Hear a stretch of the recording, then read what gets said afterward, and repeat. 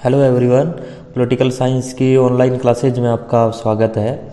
जो भी प्रीवियस में लेक्चर्स अपलोड किए गए हैं तो उसके रिगार्डिंग आपसे एक रिक्वेस्ट है, आप उन पर प्रतिक्रिया ज़रूर दें, रिस्पांस ज़रूर दें, ताकि अगर कुछ इम्प्रूव करना हो तो वो किया जा सके। ठीक है, तो आज का हमारा जो क्वेश्चन है वो है emerging trends and challenges before Indian political system, यानी जो भारत की राजनीतिक व्यवस्था है उसके जो चुनौतियां हैं, जो नए नए जो बदलाव आए हैं, जो ट्रेंड्स हैं वो क्या क्या हैं। ठीक है, तो यदि हम लोग बात करें 1951-52 में पहले इलेक्शन हो गए थे, जनरल जो इलेक्शन हुए लोकसभा के, उसके बाद तक हम लोग अब तक 17 लोकसभा के इलेक्शन जो हुआ आयोजित करवा चुके हैं। तो बहुत सारे बदलाव आए हैं, कई दौर से जो भारत की राजनीतिक व्यवस्था है वो गुजरी है। राजनीति में बहुत नई चीज़ें आई हैं और कुछ चीज़ें ऐसी हैं जो परंपरागत रूप से भी कंटिन्यू जो हो चल रही हैं। ठीक है, तो जो एमर्जिंग जो ट्रेंड्स हैं इंडियन पॉलिटिक्स के, तो वो हम लोग पढ़ रहे हैं। तो उसमें फर्स्ट जो पॉइंट है, हेडिंग है, वो है एक दल की प्रधानता की पुनर्स्थापना।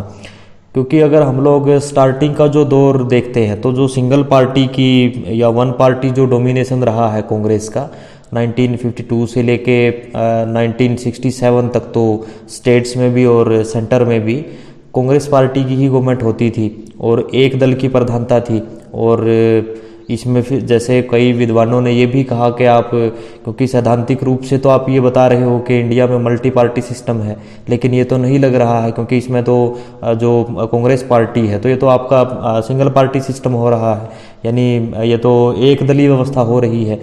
रजनी कोठारी जैसे एक विद्वान थे, उन्होंने कहा था कि कांग्रेस सिस्टम है इंडिया में अगर हम लोग बात करते हैं। लेकिन अब जो उसके बाद का जो एक दौर रहा उसमें जैसे फिर 1967 के बाद स्टेट्स में जो नॉन कांग्रेस गवर्नमेंट है वो आनी स्टार्ट हो गई थी और बहुत सारे राज्यों में जैसे सरकारें बनी अनेक अन्य राजनीतिक दलों की। इसके अलावा जैसे अगर हम लोग नेशनल लेवल की बात करते हैं तो 1977 में जो इमरजेंसी के बाद जो सरकार बनी वो जनता पार्टी की सरकार बनी, कोएलिशन गवर्नमेंट थी, भारत की पहली गठबंधन और पहली गैर कांग्रेसी सरकार राष्ट्रीय स्तर पर रही। लेकिन वो ज़्यादा लंबे जो वो चल नहीं पाई। उसके बाद 1980 में जैसे दोबारा से सत्ता में आई कांग्रेस पार्टी और 1989 तक जो है रही है। उसके बाद का जो एक दौर रहा है वो गठबंधन सरकारों का दौर रहा है, यानी उसमें कोई किसी एक दल के सहारे जो वो सरकारें नहीं चली, उनको क्लियर कट मेजोरिटी नहीं मिल पाई, चाहे कोई भी नेशनल पॉलिटिकल पार्टी थी, चाहे कांग्रेस ही थी। तो इसके बाद का जो दौर रहा है वो 2014 से जो हम लोग देख रहे हैं तो वो बीजेपी रूलिंग में है नेशनल लेवल पर।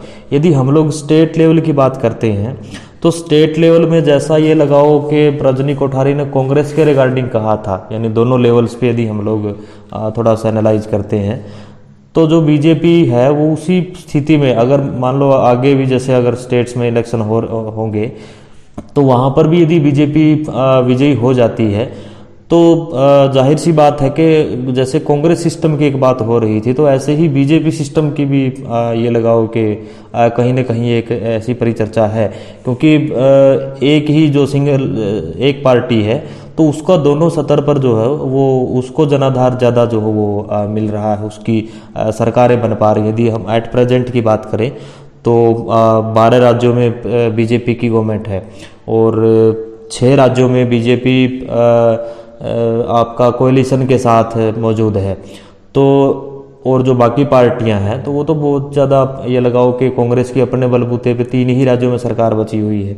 इसके बाद जो एक ये जो परिस्थिति है तो इसमें दोबारा से फिर जैसे कि ये ट्रेंड आ रहा है, जैसे कांग्रेस पार्टी की प्रधानता रही है, यानी एक ही दल की प्रधानता रही पहले के ज़माने में भारतीय राजनीति में, वैसे ही अब जो है वो बीजेपी की लग रही है। लेकिन फिर भी जैसे हमें ये कहना पड़ेगा कि नेक्स्ट जो भी जैसे स्टेट्स में इलेक्शन होंगे तो उसके आधार पर भी चीज़ें जो है वो डिसाइड होनी है, लेकिन फिलहाल जो है वो लग यही रहा है। ठीक है, नेक्स्ट पॉइंट इसमें है मजबूत क्षेत्रीय दलों का उभरना, यानी जो रीजनल पॉलिटिकल पार्टीज हैं वो इंडिया में बहुत ज़्यादा, यदि हम लोग ये लगाओ कि समकालीन जो राजनीति का दौर चल रहा है तो उसमें जो रीजनल पॉलिटिकल पार्टियां हैं तो वो बड़ी स्ट्रोंग है। और कई स्टेट्स में तो ऐसा है जहां पर जो नेशनल पॉलिटिकल पार्टियां हैं उनका ये लगाओ कोई किसी तरह का ज़्यादा सा कोई उनका जनाधार नहीं है, कोई रोल नहीं है। इलेक्शन हो या इलेक्शन ना हो तो उनको जो हो वो लोग नहीं चुनना चाहते वहाँ पर, अनलाइक करते हैं। जैसे उड़ीसा की यदि हम लोग बात करें तो उड़ीसा में रीजनल पॉलिटिकल पार्टी बीजेडी, उसकी सरकार है वहाँ पे, बीजू जनता दल की, नवीन पटनायक मुख्यमंत्री है। तो वहाँ पर नेशनल कोई भी पॉलिटिकल पार्टी हो, नहीं ज़्यादा कोई रोल है। तो स्टेट्स में जो रीजनल पॉलिटिकल पार्टियां हैं और ये लगाओ सेंटर में भी इनकी अभी एक भूमिका क्योंकि बढ़ी है। और जो इंडियन जो फेडरलिज्म का जो वर्किंग पैटर्न है तो उसमें भी लगाओ कि रीजनल पॉलिटिकल पार्टियों ने बहुत सारा चेंज करवाया है, क्योंकि अब इतना इजी नहीं रहा है सेंटर के लिए भी डायरेक्ट जो हो इंटरफेरेंस करना स्टेट्स के जो सब्जेक्ट हैं उनमें, जो इश्यूज हैं उनमें।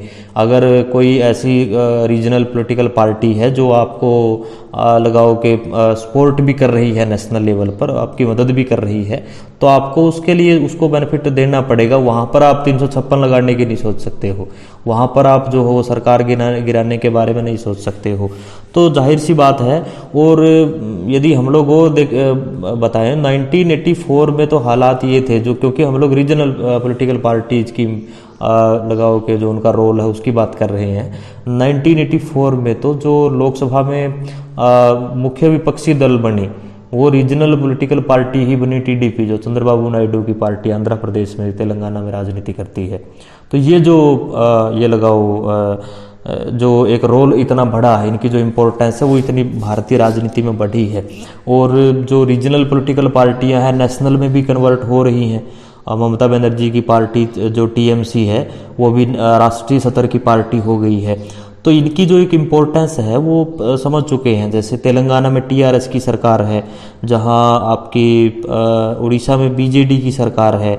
इसके अलावा जैसे महाराष्ट्र में आप लगाओ शिवसेना और एनसीपी जो हो वो एक क्योंकि जो सारी सरकार बनाने के लिए पूरी कवायद जो जुटाई गई वो इन दोनों के द्वारा ही, बाद में फिर जो हो वो कांग्रेस को एक किस्म से वहाँ पर थोड़ा बहुत ऐड कर लिया गया, उनका कोई ज़्यादा सा रोल भी नहीं है उसमें। और भाजपा के साथ जैसे अभी जजपा भी है हरियाणा की, हम लोग यदि बात करें तो इट मीन्स रीजनल जो पॉलिटिकल पार्टियां हैं तो वो जो है वो एमर्जिंग जो है वो पोजीशन में रही है और आगे भी जो है इनका प्रभाव बढ़ रहा है। ठीक है, नेक्स्ट पॉइंट इसमें है मिली जुली सरकारों के युग का आरंभ होना, यानी जो कोलिशन गवर्नमेंट है, ज्वाइंट गवर्नमेंट है, साझा सरकारें हैं, जो गठबंधन सरकारें हैं, जो संयुक्त सरकारें हैं, तो उनके आने का एक पूरा दौर रहा है। यदि क्योंकि हम लोग बात कर चुके, यदि हम लोग नेशनल लेवल पर बात करते हैं तो वहाँ 1977 में पहली गैर कांग्रेसी सरकार बनी थी, लेकिन वो जो पूरा कार्यकाल है वो नहीं कर पाई। लेकिन बाद की यदि हम लोग देखते हैं तो पूरा एक दौर रहा है 1989 से लेके 2014 तक का। तो इसमें जो भी जैसे ये जो 90 का पूरा दशक था, तो इसमें बहुत सारे सरकारें ऐसी बनी जो रीजनल पॉलिटिकल पार्टियों के सहारे रही। और ये लगाओ एक ही पार्टी के बेस पर मेजोरिटी का फैसला हो नहीं पाया और अनेक दलों के सहयोग से सरकारें चली है। 24 पॉलिटिकल पार्टीज की गवर्नमेंट चलाई अटल बिहारी वाजपेयी ने, जैसे एनडीए के नेतृत्व में। तो गठबंधनों की जो वो राजनीति होनी स्टार्ट हो गई, यूपीए एनडीए के जो गठबंधन है, तो उनकी वजह से थर्ड फ्रंट की सरकारें, तो इसमें जैसे थर्ड फ्रंट ज़्यादा कामयाब हो नहीं पाया इंडिया में। और इसके यदि हम लोग इनके इम्पैक्ट की यदि हम लोग बात कर रहे हैं तो मिली जुली सरकारों का ये लगाओ, जैसे अगर अभी 2014 से मोदी गवर्नमेंट है, बीजेपी की गवर्नमेंट है, लेकिन हम लोग यदि शुद्ध राजनीतिक रूप से यदि हम लोग इसको परखें तो हम लोग इसको बीजेपी गवर्नमेंट हम लोग नहीं कह सकते हैं, क्योंकि बेशक क्लियर कट मेजोरिटी है बीजेपी के पास, लेकिन फिर भी गठबंधन की ही सरकार है। क्योंकि इसमें जैसे आपका अकाली दल भी साथ में है, लोक जनशक्ति पार्टी भी साथ में है, आरपीआई भी है। इसके अलावा भी वो राजनीतिक दल हैं जो एनडीए का पार्ट है, तो उसमें जो हो उनका सहयोग है। तो अभी जैसे जो रीजनल पॉलिटिकल पार्टीज हैं या फिर ये लगाओ कि जो भी अन्य राजनीतिक दल हैं, तो उनको दरकिनार करना बड़ा मुश्किल हो रहा है। तो जो कोलिशन गवर्नमेंट का जो पूरा नेचर है, तो इसमें थोड़ा सा चेंज जरूर आया है, लेकिन इनको दरकिनार नहीं किया जा रहा है। इनको ये लगाओ कि एकदम से गठबंधन से बाहर करने का औचित्य नहीं है। कोई भी जो आप चुनाव से पहले आपके साथ में है, तो उनको साथ में ही रखा जा रहा है, ठीक है। तो इट मीन्स जो ये गठबंधन की प्रवृत्ति है, और ये स्टेट्स में भी बढ़ी है। स्टेट्स में भी यदि हम लोग बात करते हैं तो वहाँ पर भी गठबंधन की सरकारें हैं। नॉर्थ ईस्ट में कई गठबंधन की सरकारें चल रही हैं। इसके अलावा आपका महाराष्ट्र में गठबंधन की सरकार चल रही है। इसके अलावा हरियाणा में गठबंधन की सरकार चल रही है। बिहार में गठबंधन की सरकार चल रही है। झारखंड में आपकी कोलिशन गवर्नमेंट चल रही है। तो सेंटर में भी और स्टेट्स में भी एक ये भी जैसे एक नया ट्रेंड आया है, एक नए चैलेंज है इंडियन पॉलिटिकल सिस्टम के सामने। तो कोलिशन गवर्नमेंट आनी स्टार्ट हो गई है, ठीक है। नेक्स्ट पॉइंट इसमें है केंद्र राज्य संबंधों में परिवर्तन की मांग उठना। यानी जो 1967 तक का जो एक दौर रहा, उसमें सेंटर स्टेट के जो रिलेशनशिप हैं वो ठीक रहे। उसका एक रीज़न ये भी था, जो भी जैसे स्टेट्स की तरफ से कुछ ऐसी कोई डिमांड उठती थी, तो क्योंकि नेहरू की लीडरशिप होती थी, कांग्रेस के जो भी बड़े पुराने नेता होते थे, तो वो डील करते थे उन चीज़ों से। और क्योंकि स्टेट लेवल पर सरकार भी कांग्रेस की ही होती थी, तो इस वजह से, क्योंकि बीच में एक का ही लगाओ एक बड़ा जो एग्जाम्पल वो मिलता है 1957 में केरला में कम्युनिस्ट गवर्नमेंट बनी थी। बाद में उसको आर्टिकल 356 का मिसयूज करके एक किस्म से यदि हम लोग लगाएं तो उसको 1959 में उस सरकार को गिरा दिया गया।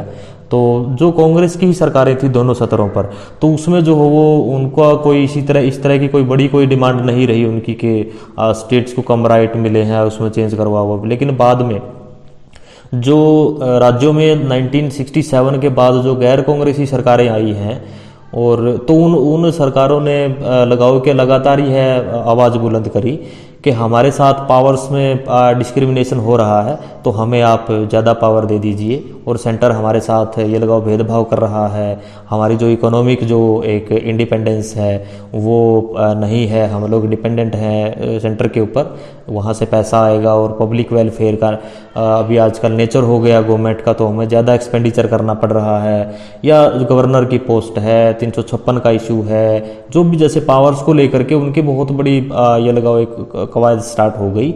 और बाद में उसको जैसे कई राज्यों से भी समर्थन मिलना स्टार्ट हुआ।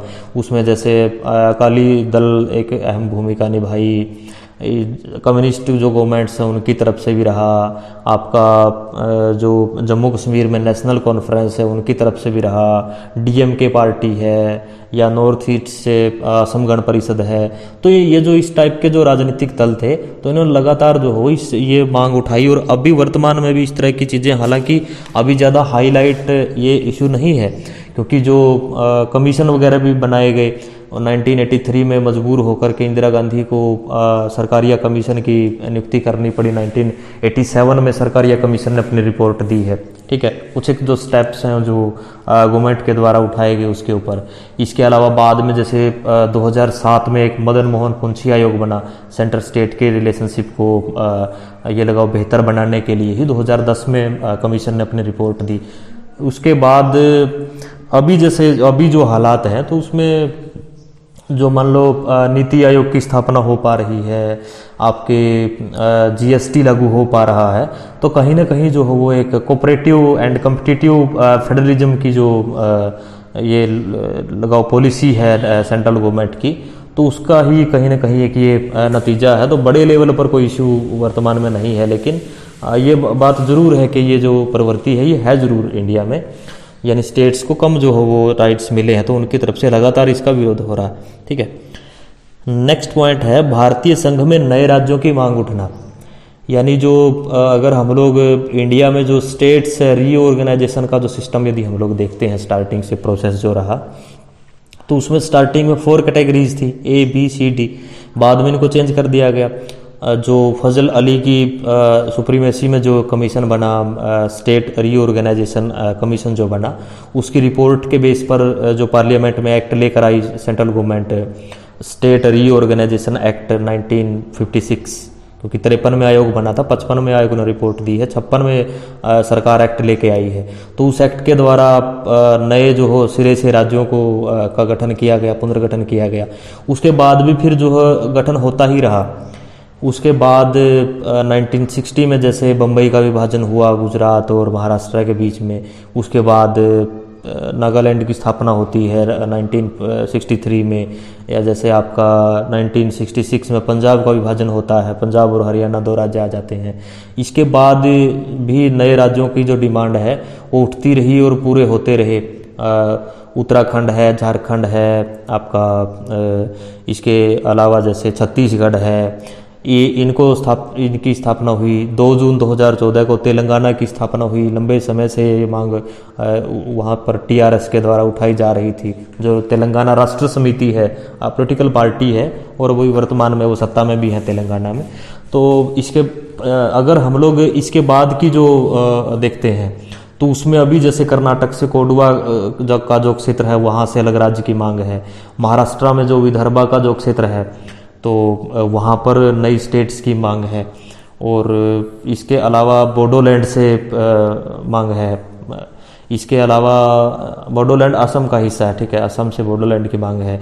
इसके अलावा जैसे वेस्ट बंगाल का जो हिस्सा है, नॉर्थ साइड्स का जो हिस्सा है उनका, तो उसमें दार्जिलिंग वगैरह जो जहाँ जो जगह हैं वहाँ से गोरखालैंड की मांग उठ रही है, ठीक है। तो ये जो उत्तर प्रदेश से जैसे 3-4 स्टेट्स की मांग उठ रही है, बुंदेलखंड है, हरित प्रदेश है, या पूर्वांचल है, इनकी मांग उठ रही है। इसके अलावा और भी जैसे 1-2 स्टेट से नए जो एरियाज हैं तो वहाँ से इस तरह की अलग पॉलिटिकल रिप्रेजेंटेशन की मांग उठ रही है कि हमें अलग जो हो वो आप दर्जा दे दो। तो ये जो एक चैलेंज है ये भी इंडियन पॉलिटिक्स के सामने है, क्योंकि सॉल्यूशन जो देना है तो वो पॉलिटिक्स को ही सॉल्यूशन देना है। मे भी हो सकता है उसमें पॉलिटिक्स ही हो रीजन में भी, लेकिन सॉल्यूशन भी पॉलिटिक्स को ही देना है, ठीक है। तो इससे भी जो हो 2-4 होना पड़ रहा है सरकारों को यहाँ पर, राजनीति को, ठीक है। नेक्स्ट जो पॉइंट है वो है सरकार गठन के लिए राजनीतिक दलों के असैद्धांतिक समझौते, यानी जो अनप्रिंसिपल्स जो अलायंस हैं। और इसमें आप ये लगाओ अभी जो किसी भी पार्टी का सिद्धांत बचा नहीं है, यानी उनको कैसे भी करके जो यदि हम लोग एग्जाम्पल्स की बात करते हैं, यानी जब लगाओ सिद्धांत तोड़कर जो समझौते किए गए हैं पॉलिटिकल पार्टियों के द्वारा इंडिया में, जो इस तरह के जो एग्जाम्पल्स रहे हैं, उत्तर प्रदेश में 1993 में जैसे विधानसभा चुनाव के समय समाजवादी पार्टी और बीएसपी में जैसे चुनावी समझौता हुआ। लेकिन यदि हम लोग इनको देखते हैं तो दोनों पार्टियां एक दूसरे के एंटी रही हैं। जो आइडियोलॉजी रही है पार्टियां एक दूसरे से लगाओ चुनाव में एक दूसरे की कंपटीटर रही हैं। लेकिन अब जैसे अभी जो हाल ही में भी इस तरह का जो गठबंधन अखिलेश यादव और मायावती के बीच में हुआ था, जो ज़्यादा सफल नहीं हो पाया, बाद में जो वो अलग हो गई। तो ये जो इस टाइप के चुनावी समझौते किए जाते हैं ये सिद्धांतहीन चुनावी समझौते होते हैं। यानी ये लगाओ कि जीतने के लिए कुछ भी जो हो वो चाहे सिद्धांत ही पार्टी की जो मेन आइडियोलॉजी है चाहे उसके साथ ही कॉम्प्रोमाइज़ को न करना पड़े। इसके बाद यदि एग्जाम्पल रहा तो जैसे बीजेपी ने हरियाणा में हरियाणा विकास पार्टी के साथ जो गठबंधन किया, महाराष्ट्र में शिवसेना के साथ सांप्रदायिक पार्टी मानी जाती है, पंजाब में अकाली दल के साथ, बिहार में समता पार्टी के साथ। तो ये इस टाइप के कुछ एक जैसे गठबंधन रहे हैं। इसके अलावा यदि हम लोग बात करें अभी 2004 में जो महाराष्ट्र में जैसे जो स्थिति रही है उसमें जो महाराष्ट्र की भी लगा लो और सेंट्रल जो चुनाव थे जो जैसे जनरल इलेक्शंस थे, तो उसमें भी जो एनसीपी पार्टी है उसका कांग्रेस के साथ अलायंस हो गया। वो जो यूपीए था, यूपीए का पार्ट बनी। अब उस यदि हम लोग थोड़ा सा और पहले की यदि हम लोग बात करते हैं, क्योंकि जो शरद पवार हैं ये कांग्रेस के ही लीडर होते थे, लेकिन जो इटली की से बिलोंग करती हैं सोनिया गांधी इस मुद्दे के ऊपर कि उनको क्योंकि बड़े नेता थे कांग्रेस के शरद पवार भी, तो ये छोड़ के चले गए कांग्रेस को। और 90 के दशक के आखिरी में फिर 1999 में जो है इन्होंने एनसीपी पार्टी का गठन किया। तारिक अनवर, शरद पवार और पीए संगमा, इन लोगों ने एनसीपी पार्टी बनाई। लेकिन बाद में फिर क्या हुआ, ज़्यादा ये सफल हो नहीं पाए।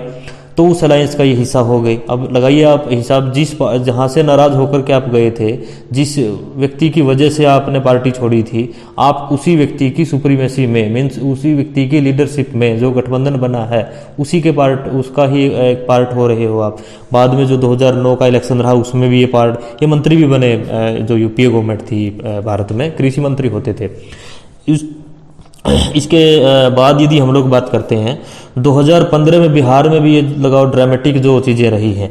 बिहार का जो विधानसभा का चुनाव रहा 2015 का, इसमें नीतीश कुमार ने, जो जेडीयू पार्टी है, तो उन्होंने लालू यादव की जो आरजेडी पार्टी है उसके साथ अलायंस किया, कांग्रेस के साथ अलायंस किया, इन तीनों ने इकट्ठा मिलकर चुनाव लड़ा।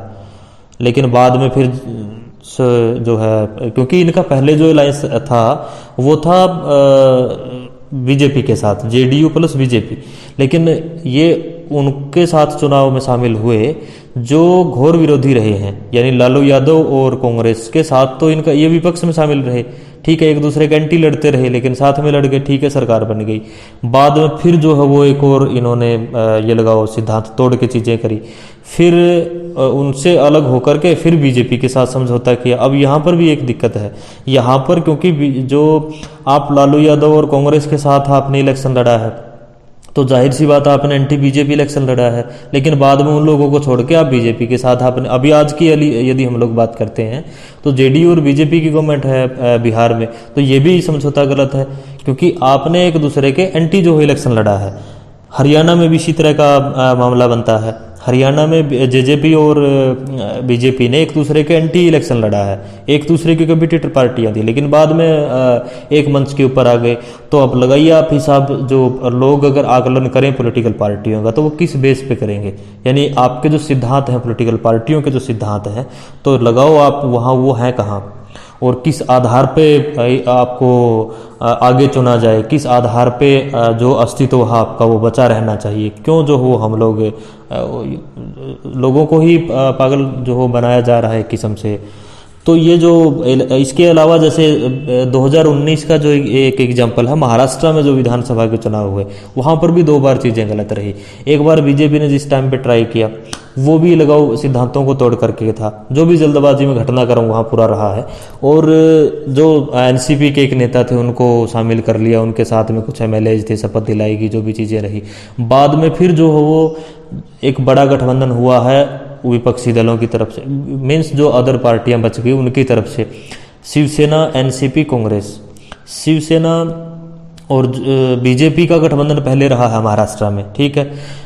इनकी सरकार बन नहीं पाई तो इन लोगों ने, जो भी उनके मुख्यमंत्री के ऊपर पद को लेकर के तकरार हो गई।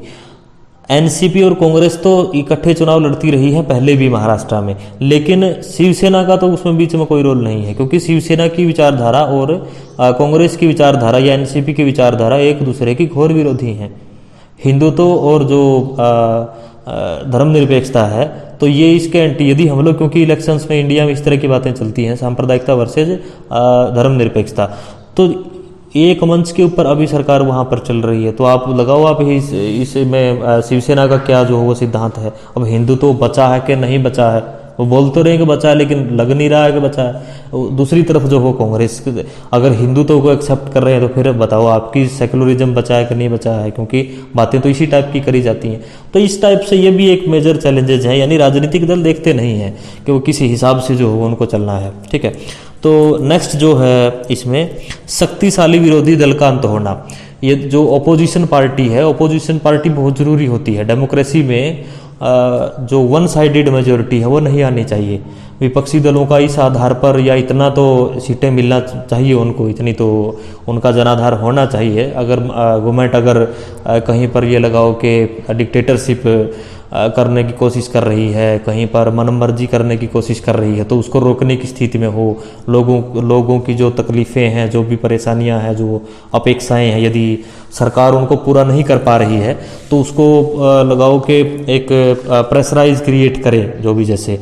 तो यदि हम लोग लगाते हैं इंडिया में, तो विपक्ष का जो रोल है वो ज़्यादा सा कुछ रहा नहीं है, कांग्रेस के टाइम पर नहीं रहा। बाद की जो परिस्थिति रही है अभी, क्योंकि हम लोग यदि लेटेस्ट जो भी अपडेटेड चीज़ें हैं उनकी यदि हम लोग बात करें, तो इसमें 16वीं लोकसभा में और 17वीं लोकसभा में मेन पार्टी है कंपटीटर नेशनल लेवल पर कांग्रेस पार्टी बीजेपी के सामने। लेकिन यदि हम लोग स्थिति की बात करते हैं तो 10% भी, कुल सदस्य संख्या का लोकसभा की 10% भी कांग्रेस पार्टी को सीटें नहीं मिल पाई है। तो इसी वजह से जो मुख्य विपक्षी नेता का जो पद होता है, जो कैबिनेट मंत्री के बराबर होता है, तो वो भी कांग्रेस पार्टी को नहीं मिला। अब बताइए आप कहाँ तक आप सरकार को रोकने की स्थिति में हैं, कहाँ तक आप जो सरकार की जवाबदेही है उसके ऊपर क्वेश्चन लगाने की स्थिति में हैं। तो ऐसा होना चाहिए था, मीन्स पार्टियां ऐसी कोशिश करें तो विपक्ष का होना बहुत ज़रूरी होता है। तो इस वजह से एक ये भी एक मेजर चैलेंजेज है कि अपने यहाँ पर एक तो बहुदलीय स्वरूप रहा है विपक्ष का, यानी एक पार्टी, और अभी समझ में नहीं आ रहा कि कौन पार्टी है, कौन पार्टी ऐसी है जो लगाओ कि बीजेपी अगर गलत करे तो उसको रोकने की स्थिति में हो। तो ये एक बहुत बड़ी समस्या है। ठीक है, नेक्स्ट जो पॉइंट है इसमें, भारतीय राजनीति का अपराधीकरण होना। इसके रिगार्डिंग एक स्टेटमेंट कही जाती है कि राजनीति का अपराधीकरण हो गया है और अपराधों का राजनीतिकरण हो गया है, क्योंकि जो क्रिमिनल बैकग्राउंड के लोग हैं वो चुन के आ रहे हैं। अब इसमें जो एक रिस्पॉन्सिबिलिटी है, जो एक लगाओ के खोट है, वो पब्लिक का भी है और ये मानना चाहिए। बहुत बार हम लोग बच जाते हैं उन चीज़ों से कि हमारा कोई खोट नहीं है, जी टिकट जो है पार्टियां दे रही हैं। मजबूरी कहिए आप, गलती कहिए आप, हमारी भी है, हम लोग क्यों जो हो चुन रहे हैं। तो यदि ये लगाओ लोकसभाओं में, राज्यों की विधानसभाओं में लॉ मेकिंग के इंस्टीट्यूशंस हैं ये, यदि यहाँ पर क्रिमिनल बैकग्राउंड के लोग चुन के जाएंगे तो जाहिर सी बात है कि वो कोई वहाँ पर कोई अच्छा काम तो करने से रहे, वो पब्लिक की जो डिमांड्स है उनको तो पूरा करने में रहे। तो वहाँ तो वो तो वहाँ माइक ही तोड़ेंगे जाके, वो तो वहाँ बिल ही फाड़ेंगे, वो तो जो भी जैसे गैर अनुशासनात्मक या जो गैर संसदीय व्यवहार है तो वही जो है वो करेंगे वहाँ पर, जो भी संस्थाओं की का जो एक डिग्निटी है उनकी, तो उसको नीचे ही लाएंगे, उसको ऊपर तो नहीं ले जा सकते हैं।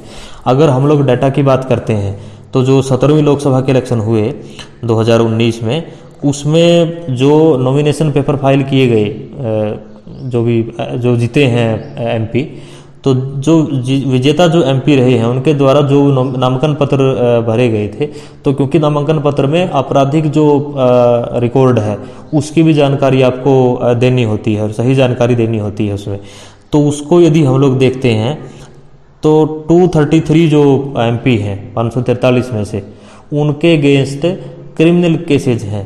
और अगर हम लोग इसकी परसेंटेज निकालते हैं 43%, अब लगाइए आप हिसाब, 43% एमपी ऐसे हैं लोकसभा के जो चुने गए हैं बट जिनके अगेंस्ट क्रिमिनल केसेज हैं। ठीक है, और ये बात वो खुद कबूल कर रहे हैं क्योंकि नॉमिनेशन पेपर उन्होंने खुद ने फाइल कर रखा है।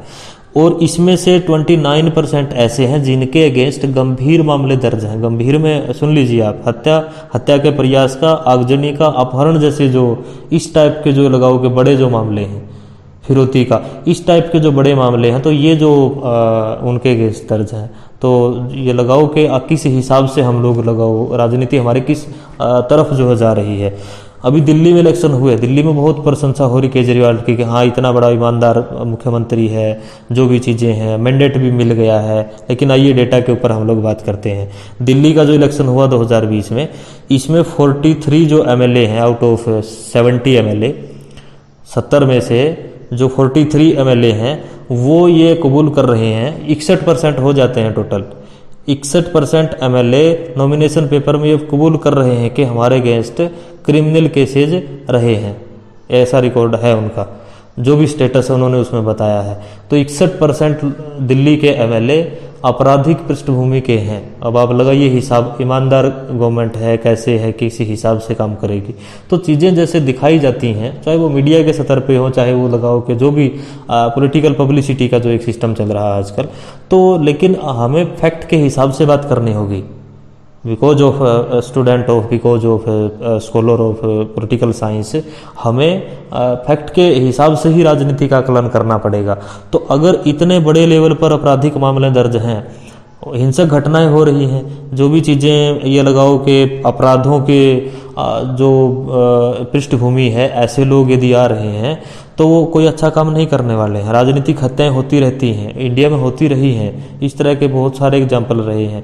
तो एट प्रेजेंट भी हम लोग एक साइड में तो ये बोल रहे हैं कि एजुकेटेड लोग आ रहे हैं, एक साइड में हम लोग ये बोल रहे हैं कि हमारा जो देश वो आधुनिक हो रहा है, जो नए जो युवा पीढ़ी है वो राजनेता आ रहे हैं।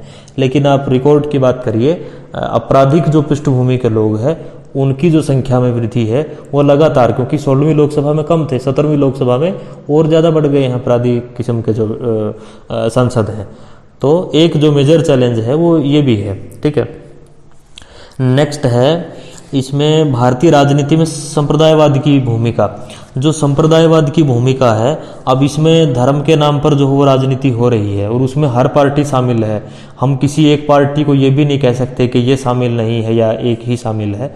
हर पार्टी रिलीजन के बेस पर लोगों को कन्विंस करने का प्रयास करती है, लोगों को बहकाने का प्रयास करती है और अपने साथ जोड़ने की कोशिश करती है। किसी ने मुस्लिम को अपना वोट बैंक बना रखा है, किसी ने हिंदुओं को अपना वोट बैंक बना रखा है। ठीक है, तो ये जो चीज़ें चल रही हैं तो इसमें दंगा फसाद होते हैं, सोसाइटी का जो माहौल है वो खराब होते हैं। और हमारे यहाँ पर तो कई राजनीतिक दल ही ऐसे रहे हैं जो जिनका गठन ही धार्मिक आधार पर है। आप शिवसेना को लगा लीजिए, आप MIM है, ओवैसी की जो पार्टी है, बहुत ज़्यादा एग्रेसिव रहते हैं, इस टाइप की पॉलिटिक्स ही करना इनका एक काम हो गया है। तो मुस्लिम लीग है, अकाली दल है, हिंदू महासभा है, मजलिस मुसावरत है, इस टाइप की पॉलिटिकल पार्टियां हैं जिनका गठन ही रिलीजन के बेस पर हो रहा है। तो जाहिर सी बात है कि ये तो उसी टाइप की राजनीति करेंगे। धार्मिक जो लगाव के दंगे हैं वो उनकी एक हिस्ट्री रही है और अब भी एट प्रेजेंट में भी वो रुक नहीं रहे हैं। जब भी इलेक्शन आते हैं इस तरह की जो संप्रदायवादी जो भावनाएं हैं वो ज़्यादा जो वो लगाव के जोर पकड़ रही हैं।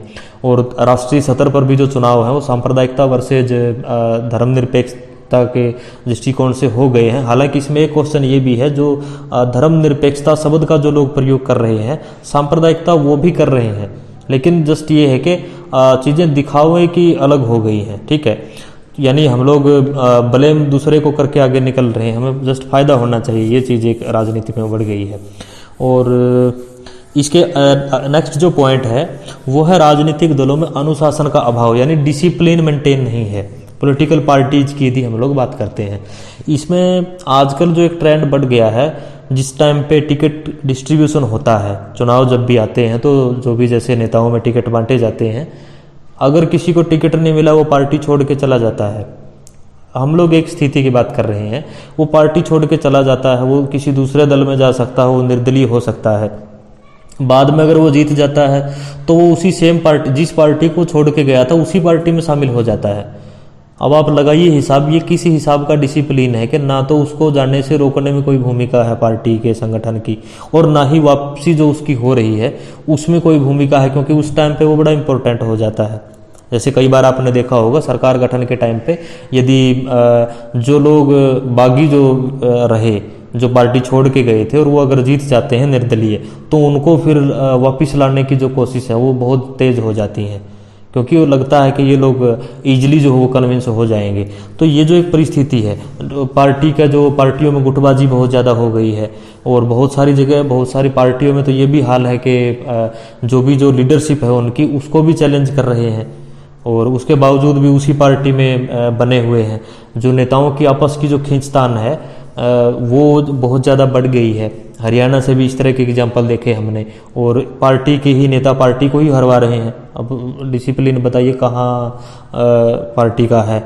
पार्टी के जो भी जैसे कैंडिडेट खड़ा हुआ है, उसी पार्टी का दूसरा कैंडिडेट उसी कैंडिडेट को हरवाने की कोशिश कर रहा है कि अगर ये जीत गया तो चीफ मिनिस्टर बन जाएगा। तो ये इस टाइप की जो स्थितियाँ हैं ये पार्टियों में हैं, और इसमें एक दो पार्टी को छोड़ के कोई अछूती नहीं है। इसमें जैसे देखा जाए तो सुप्रीमो का जो कल्चर बढ़ा है रीजनल पॉलिटिकल पार्टियों में, वो इसी बेस से बढ़ा है कि एक ही व्यक्ति के हाथ में जो वो कमान रहे। ठीक है, नेक्स्ट जो पॉइंट है इसमें वो है भारतीय राजनीति पर तत्कालीन घटनाओं का प्रभाव। ये देखा गया है अब तक का, जो यदि हम लोग स्टडी करते हैं तो उसमें जब भी जैसे, और मेन तौर पर जो इस टाइम पे इलेक्शन होते हैं, उस टाइम पे जो भी कोई बड़ी कोई घटना हुई होती है तो उसके बिहाफ पर वोटिंग होती रही है।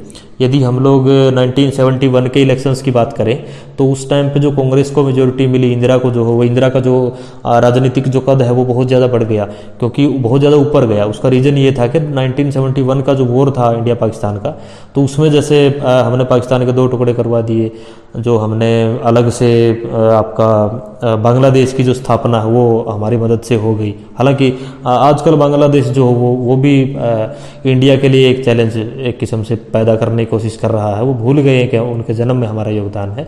तो लेकिन हाँ, तो इस टाइम पे जो रिजल्ट रहा 1971 का, वो इसी हिसाब से फिर आंका गया कि इंदिरा की जो विजय रही तो उसके बेस में वो घटना रही, यानी जो वॉर जीता हमने। ठीक है, 1984 में जो इलेक्शन होते हैं उसमें यदि हम लोग बात करें, 1984 में इंदिरा की हत्या हुई थी।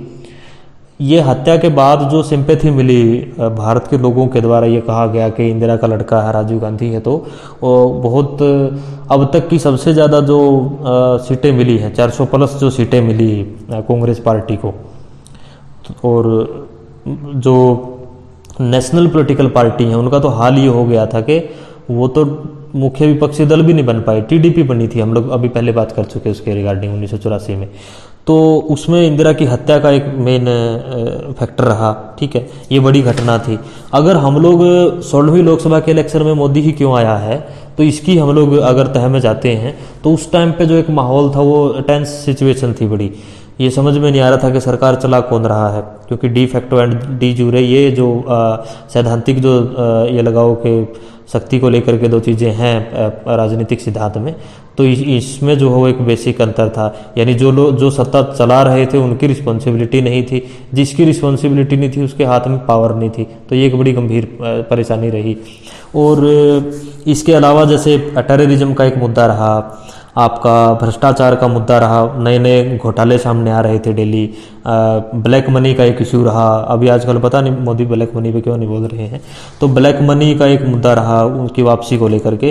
तो ये कुछ एक मामले ऐसे रहे जिसके ऊपर पब्लिक ने फिर विश्वास जताया कि मोदी जो हो ऐसी जादू की छड़ी उसके हाथ में है, वो आते ही इन समस्याओं को ख़त्म कर देगा। आप अंदाज़ा लगा लीजिए समस्याएं ख़त्म हो पाई कि नहीं।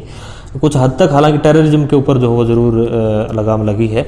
हम लोग उस विषय में नहीं जा रहे हैं। 17वीं लोकसभा के इलेक्शन में जो है वो यदि हम लोग देखते हैं सर्जिकल स्ट्राइक का है, या फिर जो टेररिज्म के ऊपर ही जैसे प्रयास किए गए मोदी गवर्नमेंट के द्वारा, तो उससे पब्लिक जो हो सेटिस्फाइड नज़र आई और उन लोगों ने इनके हक में वोटिंग कर दी। तो जो बड़ी घटनाएं होती हैं इलेक्शन से ठीक पहले, तो उसका एक रोल रहा है इंडिया में। तत्कालीन जो घटनाएं हैं तो उसके बेस पर वोटिंग होती रही है। ठीक है, भारतीय राजनीति का एक पक्ष ये भी रहा है।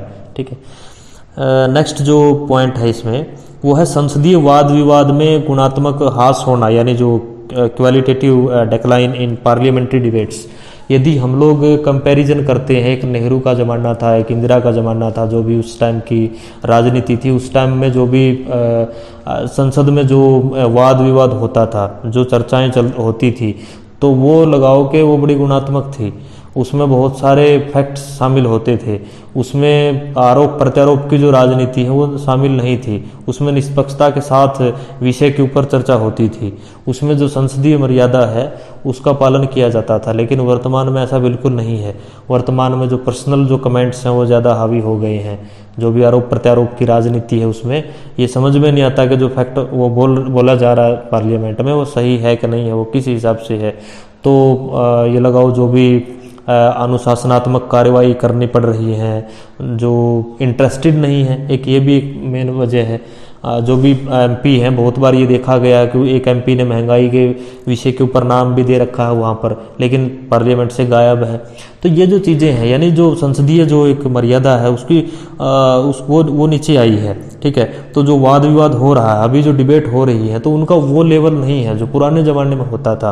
तो एक ये मेजर और ये नोट करने वाली लगाओ कि एक ये चैलेंज है, एक ये प्रवृत्ति है और ये बढ़ रही है। ठीक है, नेक्स्ट यदि हम लोग पॉइंट की बात इसमें करते हैं तो वह है दल बदल के ऊपर पूर्णतः मनाही। जो 52वां संवैधानिक संशोधन रहा 1985 का, 10वीं अनुसूची को शामिल किया गया भारतीय संविधान में दल बदल से रिलेटेड।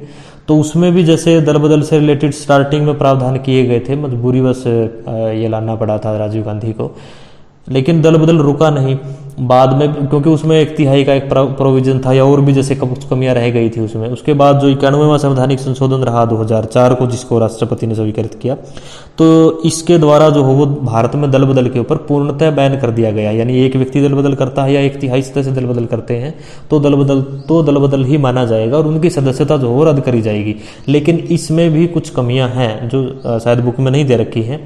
इसमें भी जो हो एक लगाओ के एक ऐसी कोई गली छोड़ रखी है राजनेताओं ने आपसी सहमति से, जिससे जो उनकी सरकार 5 साल चल सकती है। ठीक है, जब तक पीठासीन अधिकारी यानी जो स्पीकर होता है, जो भी सदन है, जो भी संबंधित सदन है, चाहे वो लोकसभा हो चाहे वो विधानसभाएं हो, जब तक स्पीकर अपना फैसला नहीं देता है तब तक जो हो जो जुडिशियल प्रोसीजर भी यदि आपने अपना रखा है तो वहाँ से भी आपका फैसला नहीं आएगा। तो इस वजह से सरकारें जो हो आराम से 5 साल चल रही हैं अभी भी। ठीक है, इसके बाद यदि हम लोग बात करते हैं प्रधानमंत्री की शक्तिशाली स्थिति की पुनर्स्थापना, ये भी एक नई चीज़ है। 10 साल जो हमारे ऐसे प्रधानमंत्री रहे जो मैं बात कर रहा था आपसे, यानी रिस्पॉन्सिबिलिटी तो प्रधानमंत्री की थी मनमोहन सिंह की, लेकिन पावर उनके हाथ में नहीं थी और सबको पता था। तो इस तरह की जो परिस्थिति है वो राजनीति में नहीं होनी चाहिए। और क्योंकि हम लोग इंदिरा को इतनी प्रशंसा करते हैं, हम लोग नेहरू की प्रशंसा करते हैं, लीडरशिप की वजह से ही होती है। जो पोस्ट है इंडिया में, पीएम की पोस्ट से पावरफुल कोई पोस्ट है नहीं इंडिया में ऑफिशियली, जो हम लोग बात करें यदि राजनीतिक जो पद की बात करें। लेकिन व्यक्तित्व के ऊपर भी डिपेंड करता है, यानी जो आपकी कार्यशैली है, जो भी आपकी पर्सनैलिटी है, जो भी पर्टिकुलर बंदा इस पोस्ट के ऊपर आता है तो उसके ऊपर भी यह डिपेंड करता है कि वो किस तरीके से काम करता है। तो जो भी जैसे नरेंद्र मोदी की जो भी कार्य प्रणाली है तो उससे लोग खुश हैं, इसी वजह से दोबारा जो है इनको चुन लिया गया है। और ये लगाओ कि जो एक पोस्ट है पीएम की, लग रहा है कि वास्तव में कोई पीएम है। हम लोग इन चीज़ों से दूर हैं, किसी की प्रशंसा से, किसी की आलोचना से, लेकिन हम लोग अगर शुद्ध राजनीतिक रूप से यदि हम लोग निष्पक्षता के साथ देखते हैं तो वास्तव में जो हो ये लग रहा है कि हाँ, प्रधानमंत्री काम कर रहा है और प्रधानमंत्री के पद के जो काम है वो वास्तविक रूप में प्रधानमंत्री खुद ही कर रहा है। ये भी एक बहुत बड़ा सवाल है।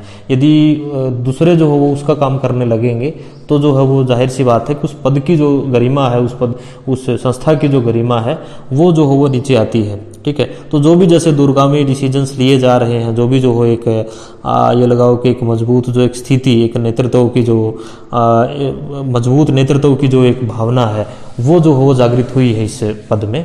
ठीक है, तो एक ये नया ट्रेंड है।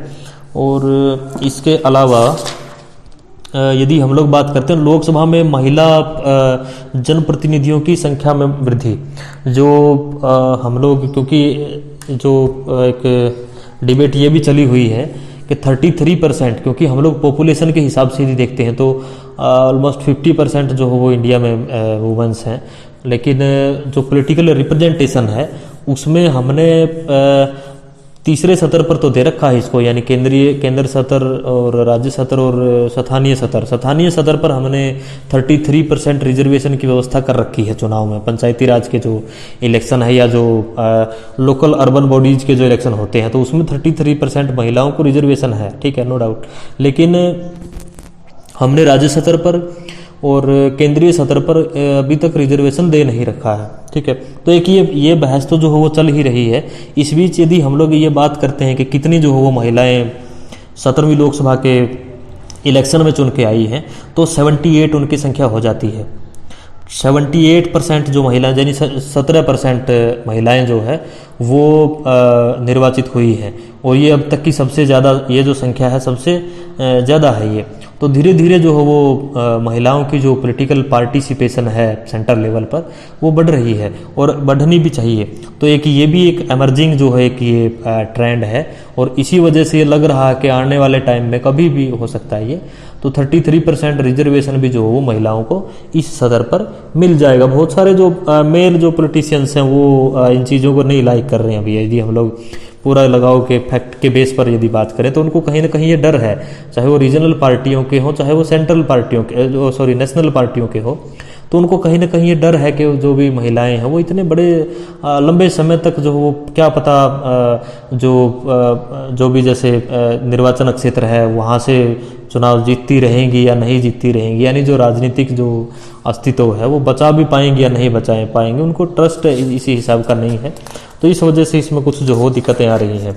ठीक है, तो ये कुछ एक जो है भारत की जो राजनीतिक व्यवस्था है उसके समक्ष आप चुनौती लगा लो, जो एमर्जिंग जो ट्रेंड्स हैं, जो नए नए जो प्रवृत्तियां हैं, बदलाव हैं, जो भी चेंजेज आ रहे हैं, जिससे जो भारत की राजनीति है उसमें लगाओ कि नई नई कवायद हमें करनी पड़ रही है, नए नए तौर तरीक़ों का यूज करना पड़ रहा है। आजकल इन्फॉर्मेशन जो टेक्नोलॉजी है उसका बहुत ज़्यादा यूज बढ़ गया, तो उससे जो हो वो चीज़ों को दुरुस्त किया जा रहा है। ठीक है, तो ये जो मोस्ट इम्पोर्टेंट क्वेश्चन था ये